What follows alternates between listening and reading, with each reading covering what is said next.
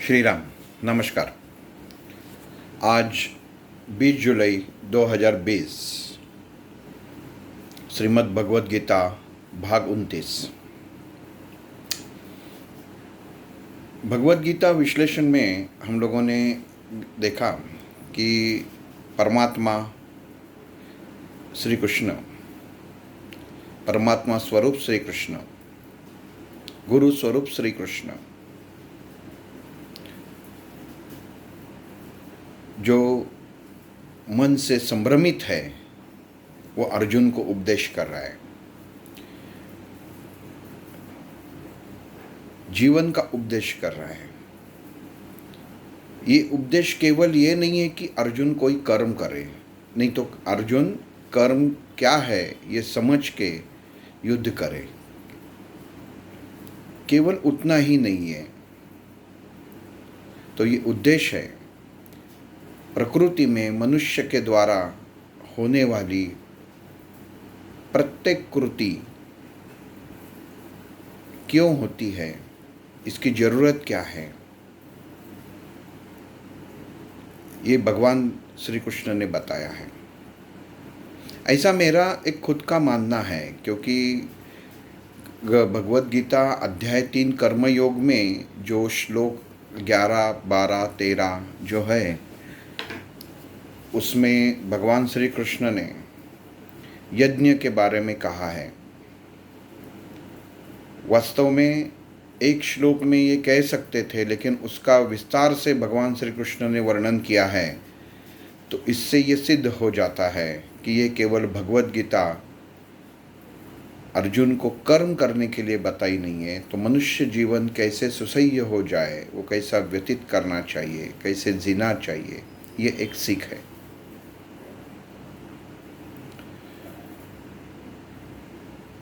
पिछले भाग में हम लोगों ने देखा कि मनुष्य के शरीर के अंदर जितनी भी इंद्रिय है, कर्मेंद्रिय है, ज्ञानेंद्रिय है, ये सब देवता स्वरूप है। और ये अपना शरीर, इंसान का शरीर, ये एक यज्ञ कुंड है। हम लोग जानते हैं कि भगवान ने ये जो सृष्टि की उत्पत्ति की है, तो उसे हर प्रकार के अलग अलग काम दिए हुए हैं। हम लोग घर में चावल बनाते हैं, सब्जी बनाते हैं, तो हमारे पास लकड़ी होती है, चूल्हा होता है जिसके ऊपर पका के, पानी गर्म करके उसमें पका के तेल वगैरह मसाला डाल के हम लोग खाना खाते हैं। पूरा खाना तैयार होता है और अपने शरीर रूपी यज्ञ कुंड को, जो हमारे मनुष्य के शरीर में जठर द्वारा जहाँ पे उद्दीपित होता है ये यज्ञ कुंड की ज्वाला, उसे भोग चढ़ाते हैं, जिसे हम लोग खाना कहते हैं। लेकिन भगवान की कृपा, भगवान की माया इतनी अगाध है कि मनुष्य केवल अपने बारे में ही सोचता है। यज्ञ का अर्थ क्या है? अगर हम लोग खाना खा के सुखी है, तो वो प्राणी जो पृथ्वी पर जंगलों में, वनों में, जहाँ पे मुक्त संचार कर रहे हैं, वो कैसे खाना खाते हैं, वो कहाँ से पकाते हैं,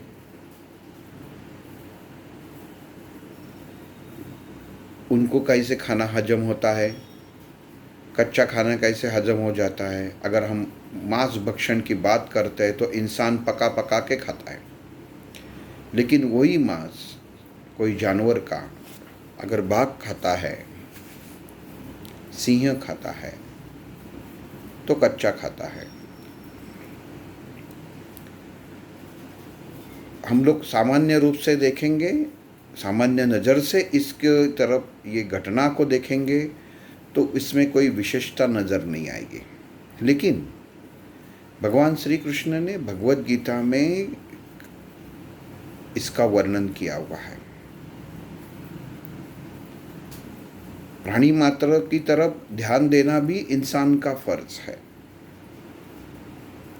अर्जुन को ज्ञान देते देते उसने, कोई इंसान संन्यास लेता है तो संन्यास छोड़ता है तो उसको लगता है मेरे घर वाले ही मेरे सब कुछ है, बस उसके सिवा कुछ नहीं है।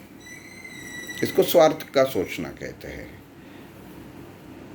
जो मेरे घर में है, कोई इंसान इतना परेशान हो जाता है, अपने आयु में कंटाल जाता है, उसको तकलीफ होने लगती है, घर वालों के साथ बनती नहीं है, बेटों के साथ बनती नहीं है, बेटी के साथ बनती नहीं है, कभी कभी बच्चों का माँ बाप के साथ बनता नहीं है, और वो ऐसे एक पल में निर्णय लेते हैं कि मैं अलग रहूं, अलग जाऊं, यहाँ से छोड़ के किधर जाऊं, मेरा जीवन, कभी कभी ऐसी सोच हो जाती है कि मैं मेरा जीवन समाप्त करूं।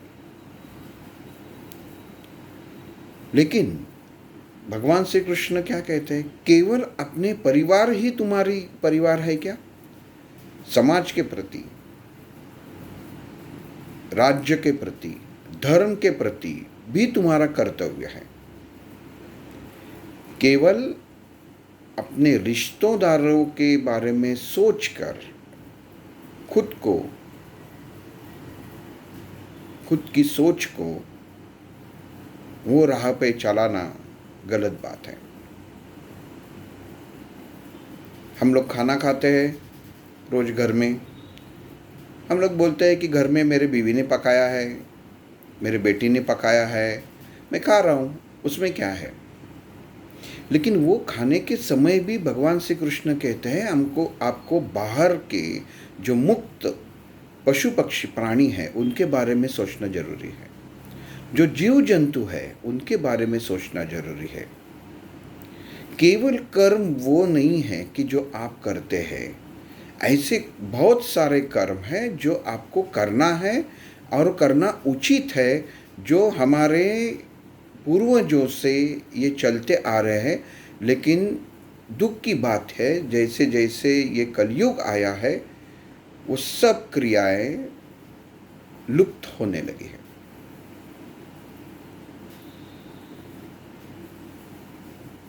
मालूम नहीं है, आजकल के बच्चों को मालूम नहीं है, क्योंकि सिखाने वाले माँ बाप ही चाहते हैं कि बच्चों को ये क्या सिखाना, अंग्रेजी स्कूल में पढ़ाया, बस वो अंग्रेजी स्कूल में पढ़े, बड़ा हो जाए, पैसा कमाने लगे, उसकी खुद का ज़मीन जगह जुमला ले ले और वो सुखी हो जाए। कैसे सुखी होगा? पैसों से सुखी होगा? लेकिन ये आजकल हो रहा है। भगवान श्री कृष्ण ने उस वक्त कुरुक्षेत्र पर इसकी महत्वता बताई है कि मनुष्य जीवन में केवल वो खुद, उसका परिवार इतना ही नहीं रहता।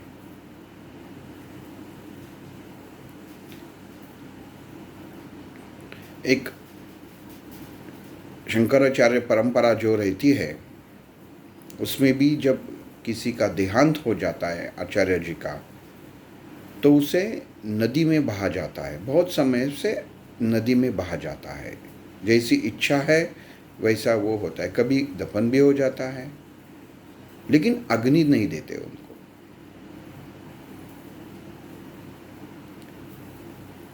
उनको नदी में इसके लिए बहा जाता है कि अपना देह छोड़ने के बाद वो आत्मा तो आगे गति की वजह से चला जाता है, लेकिन जो शरीर है वो भी पानी में रहने वाले जीव जंतु को उपयोग में आए।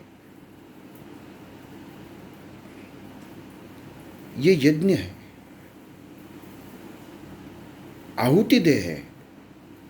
देह भला अचेतन है, लेकिन जिस पानी में वो बहाया जाता है वो यज्ञ स्वरूप है, और उसमें रहने वाले जो प्राणी है, जलचर है, उनको खाने में वो बहा दिया जाता है। मीन्स कहने का मतलब है समर्पित भावना से यज्ञ को अर्पण किया जाता है। नदी में अर्पण करना बोलते हैं, लेकिन ये यज्ञ है। वो नदी यज्ञ स्वरूप बन जाती है और उसमें हम लोग अर्पण करते हैं। वैसे ही भगवान श्री कृष्ण कह रहे हैं अपने इंद्रिय, शरीर के अंदर जो इंद्रिय है उनकी देखभाल करना हर इंसान का खुद का फर्ज है। अगर वो तृप्त है तो वो दोबारा किसी भी वासना के शिकार नहीं होंगे, लेकिन तृप्ति जरूरी है। जंगल में हम लोग बहुत बार देखते हैं कि कोई बाघ कोई हिरन का शिकार करता है और उसे खा लेते हैं, और वो बाघ का और उसके परिवार का पेट भरता है, तो उसके बाद उसके बाजू में अगर कोई हिरन आया तो उसे मारता नहीं है। इसका मतलब ये है कि जब इंद्रियों की पूर्तता होती है, इंद्रिय जब तृप्त हो जाते हैं, तो जैसे प्राणी मात्रा जीते हैं वैसे इंसान ने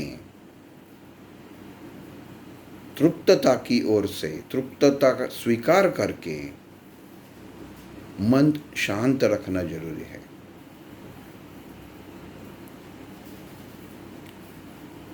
वो वाघ ऐसा करता है क्या कि वो शाम के वक्त खाना नहीं मिलेगा करके वो हिरण को मार के रखता है? ऐसा नहीं होता।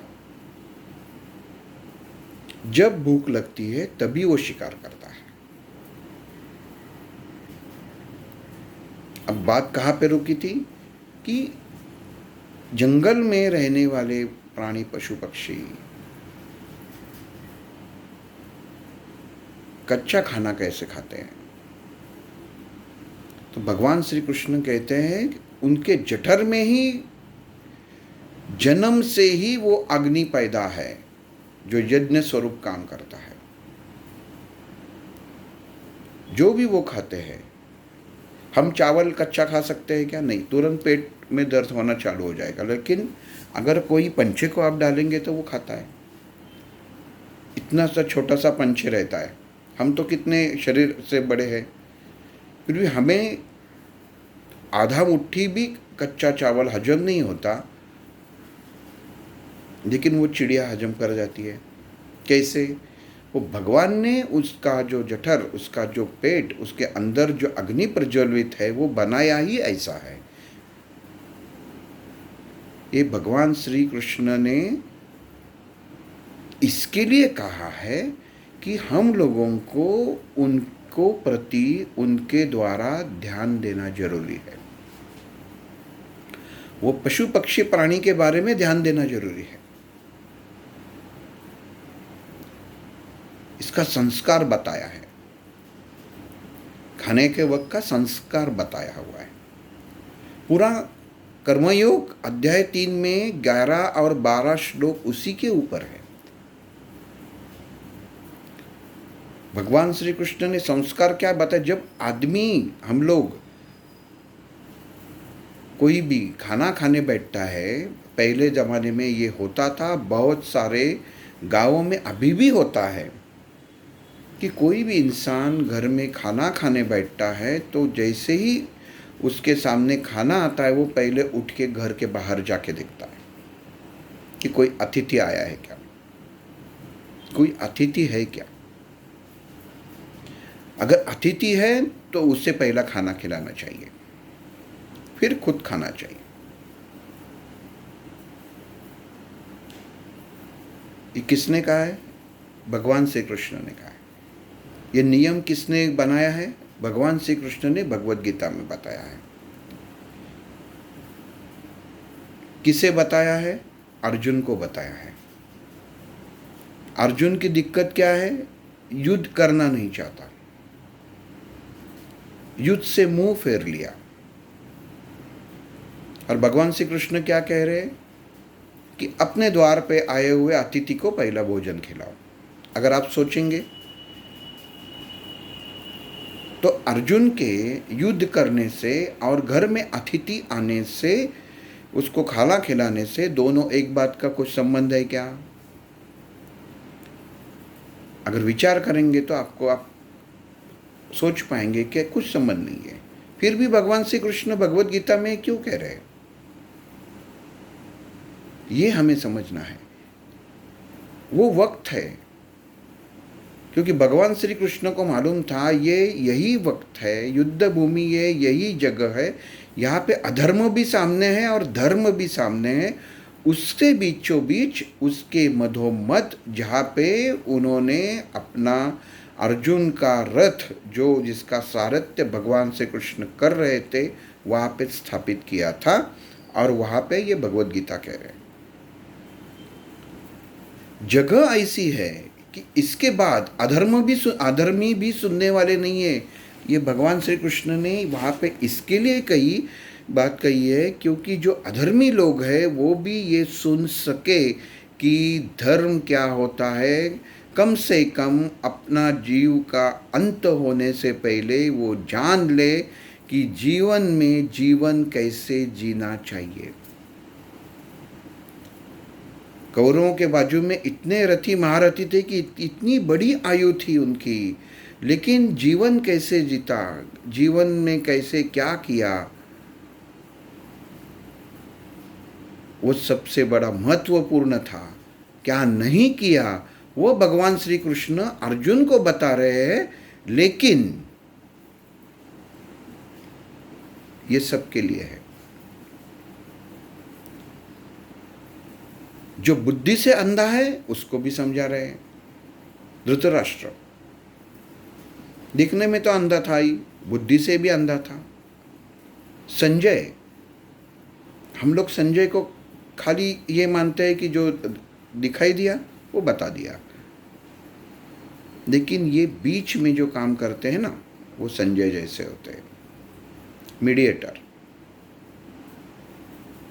तो सही बात क्या है और गलत बात क्या है, ये दोनों बातें बीच में जो रहता है उसको जो धृतराष्ट्र जैसे अंधे होते उनको बतानी तो पड़ती है,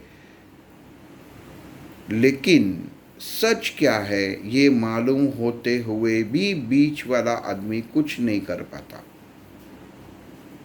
इसका मतलब क्या है कि सद्गुरु ये बीच वाले हैं, जो गुरु है वो संजय की भूमिका में है।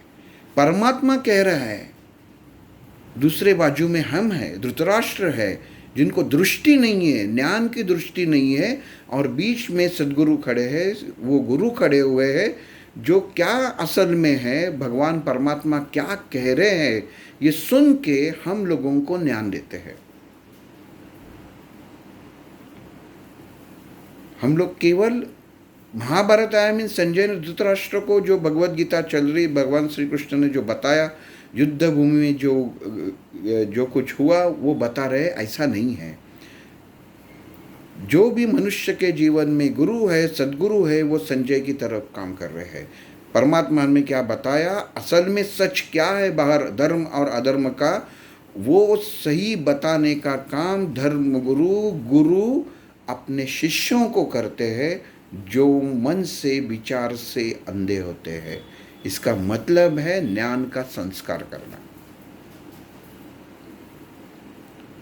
इतनी गहनता है ये भगवत गीता में कि हर श्लोक कुछ ना कुछ सीख देता है।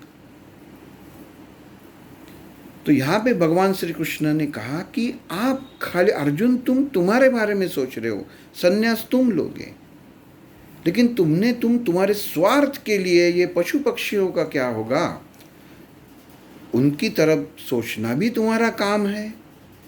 तुम्हारे बाजू का पर्यावरण वो स्वच्छ रखते हैं।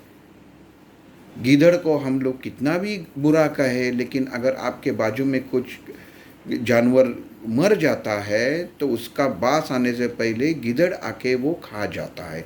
मतलब क्या हुआ, वो सृष्टि का ऐसा संरक्षक है, ऐसा रक्षक है, अपना इंसान का ऐसा मित्र है, जो बदबू कोई भी जंतु अपने तक आ नहीं देता। तो उसके बारे में सोचना चाहिए कि नहीं, यही भगवान श्री कृष्ण कह रहे हैं। लेकिन हम लोग कैसे कर सकते हैं, कैसे कर सकते हैं ये, इसके लिए हमारे पूर्वजों ने भोजन से पहले एक संस्कार दिया हुआ है। तो संस्कार क्या दिया हुआ है कि खाने से पहले आप आपके घर से बाहर जाके देखो कोई अतिथि है या नहीं। अगर अतिथि है तो अतिथि को खाना खिलाना पहली बात है। दूसरी बात कि आप भोजन के लिए खाना खाने बैठते हैं तो जो कुछ आपके थाली में परोसा है उसमें से सबका थोड़ा थोड़ा लेके एक पत्ते पे रख के आप बाहर जाके रख देते हैं, और रखना चाहिए। क्यों?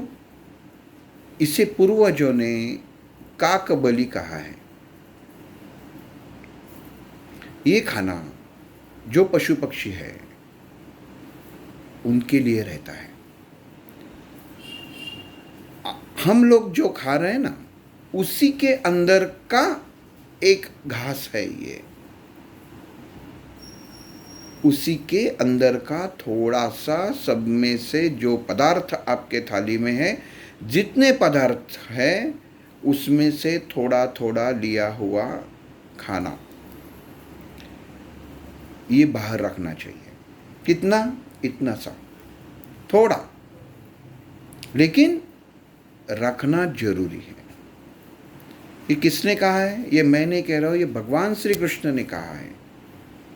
और हमारे पूर्वजों ने ये प्रथा शुरू की है। अभी भी बहुत सारे लोग ये प्रथा से चलते हैं।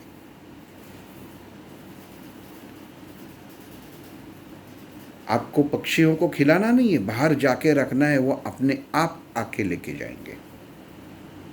ये सृष्टि का नियम है। देखो,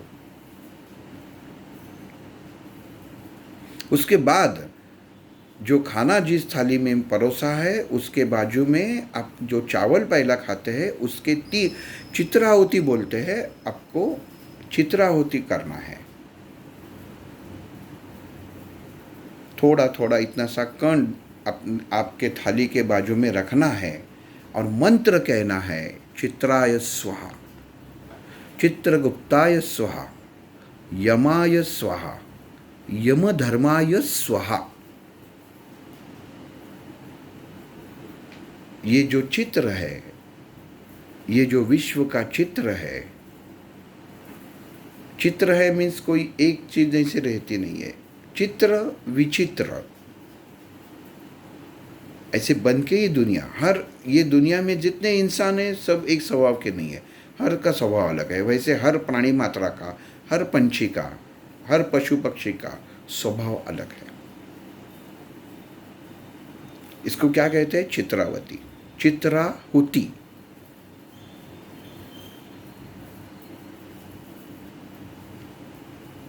चित्रगुप्त गुप्त स्थिति में इसका ध्यान रखता है। ये पशु पक्षियों का ध्यान गुप्त स्थिति में रखता है।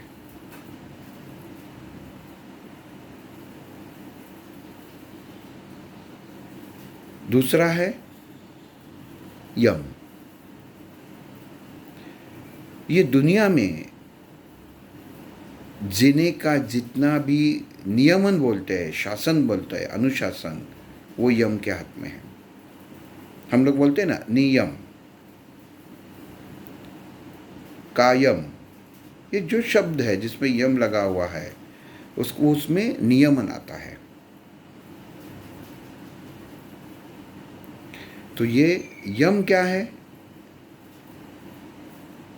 ये पूरे जग की, पूरे सृष्टि की नियंत्रित करने वाली शक्ति है। उसे जैसे ही आप ये चित्राहुति करते हैं तो उसको आह्वान करते हैं। ये क्या है? हम लोग कौन सी क्रिया कर रहे हैं? ये वो यज्ञ की क्रिया कर रहे हैं जिसके अंदर हम आहुति दे रहे हैं, समर्पण दे रहे हैं।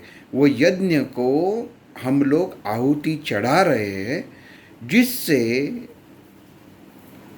वो यज्ञ कुंड में जिसका स्वामी प्रजापति विष्णु है, जो ये विश्व का निर्माता है, पालनकार है, पालनहार है, उसके यहाँ तक ये प्रार्थना जाएगी। लेकिन पिछले भाग में मैंने जैसे कहा वैसे वापिस एक बार बताओ, इसमें कोई अहम भाव आया कि मैं खाना रख रहा हूँ, मैं ये कर रहा हूँ, मैं ये करता हूँ, तो तुम्हारा फल गया। आप कुछ नहीं करते, ये सृष्टि का नियम है। कोई पंछी को, कोई गिद्धड़ को ये बोलता नहीं है कि भाई तुम यहाँ पे, ये जो बंदे यहाँ पे रहते हैं उनका स्वभाव ठीक से नहीं है, वो गुनहगारी समाज के हैं, तो उनके यहाँ पे जो मरी हुई चीज़ है उसको मत खाओ। वो बोलता है मुझे उससे कुछ लेना देना नहीं, मेरा कर्तव्य क्या है, जो चीज़ खराब है, जो मेरा खाना है, जो ये परमात्मा ईश्वर ने मेरे लिए बनाया है, वो मुझे साफ कर रहा है, वो सृष्टि का नियम जो है वो मैं पाल रहा हूँ, ऐसा वो गिद्धड़ कहेगा। अगर आपने किसी के पास गाय है और उसे कहा कि जो तुम्हारा मालिक है वो उसका बर्ताव ठीक नहीं है, तो आज से तुम उसको कड़वा दूध दे दो, तो वो देगी क्या?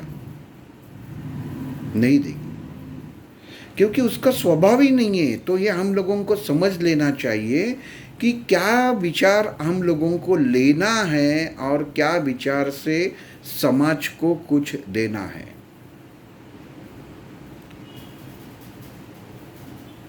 सामने वाला करे या न करे, भगवान श्री कृष्ण कह रहे हैं कि आपको ये सृष्टि के प्रति, दुनिया के प्रति आपको जो करना है, आपका जो कार्य है वो आपको करना ही पड़ेगा, उसके सिवाय भी आप संन्यास नहीं ले सकते। इसे सन्यासी नहीं कहते। सब छोड़ दिया, वन में जाके रह गए, तो ये सन्यासी नहीं है। बाकी लोगों का ख्याल कौन रखेगा? वो ख्याल रखना भी तुम्हारी जिम्मेदारी है। ये भगवान श्री कृष्ण अर्जुन को कह रहे। अर्जुन पहले से ही मन से ठीक से सोच नहीं पा रहा है कि मैं युद्ध क्यों करूं, मुझे ये मार के पाप लगेगा। और यहाँ पे भगवान श्री कृष्ण कह रहे हैं भाई तुम युद्ध तो बात की बात है, ये भी पहला तो समझ ले कि ये तुमको करना है। तुम संन्यास नहीं ले सकते क्योंकि सृष्टि को तुमने क्या दिया है? सृष्टि से लिया है। अगर तुमने सृष्टि से लिया है तो सृष्टि को वापस देना भी तुम्हारा एक कर्म है जो हर इंसान को करना है। ये हर इंसान को सोचना जरूरी है। नहीं तो बाद में अगर ये जब इंसान भूल जाता है तब उसके आयु में कुछ दिक्कतें आने चालू हो जाती है। फिर कोई पंडित को वो उसकी जन्म कुंडली दिखाता है, वो पंडित बोलता है कोई मछलियों को इतना खिलाओ, कोई पंछियों को ये खिलाओ, आप और सुबह घर में खाना बनाते तो बाहर कौवे को ये रखो वो रखो। ये क्यों? क्योंकि समाज के प्रति आपकी देन है वो आप नहीं कर रहे हैं। तो भगवान को भी आपको सीख देनी पड़ती है कि भाई तुम जैसे जीवित रखते हो सबको वैसा नहीं है, ये घर वाले भी तुम्हारी जैसी जिम्मेदारी है, वैसे ही समाज के प्रति, ये पशु पक्षियों के प्रति भी तुम्हारी कुछ जिम्मेदारी है। इस संसार में जितने जीव हैं उसके प्रति भी तुम्हारी कुछ ना कुछ जिम्मेदारी है और तुमको निभानी है। केवल वातानुकूलित एयर कंडीशन ऑफिस में बैठ के कुछ नहीं होने वाला। कुर्ती नहीं है। अगर आप आपके नौकर को बोलते हो कि जाओ ये करो, ये बांटो, ये करो, तो उसका मतलब ही नहीं है खुद के हाथ से क्या कर रहे हो, कुछ नहीं। तो केवल फल की प्राप्ति। नौकर को बोलेंगे कि तुम खाना खा के लो, मुझे समय नहीं है तो मेरा पेट भर जाएगा, होगा? नहीं होगा। अगर खुद कर्म नहीं करोगे तो उसका फल भी आप नहीं पा सकते। इसके लिए हर कर्म इंसान को खुद करना चाहिए। भगवान श्री कृष्ण एक एक धागा निकाल के अर्जुन को बता रहे हैं। ये खाली हम लोगों को ये सुनना पढ़ना नहीं है, ये अर्जुन को बता रहा है। ये हम लोगों को दी हुई सीख है कि हमें जीवन में कैसे जीवन व्यतीत करना है। अगले श्लोक में संत कैसे होते हैं ये भगवान श्री कृष्ण अर्जुन को कहने वाले हैं। वो क्या कहते हैं, क्या बताते हैं, वो कल देखेंगे। श्री राम।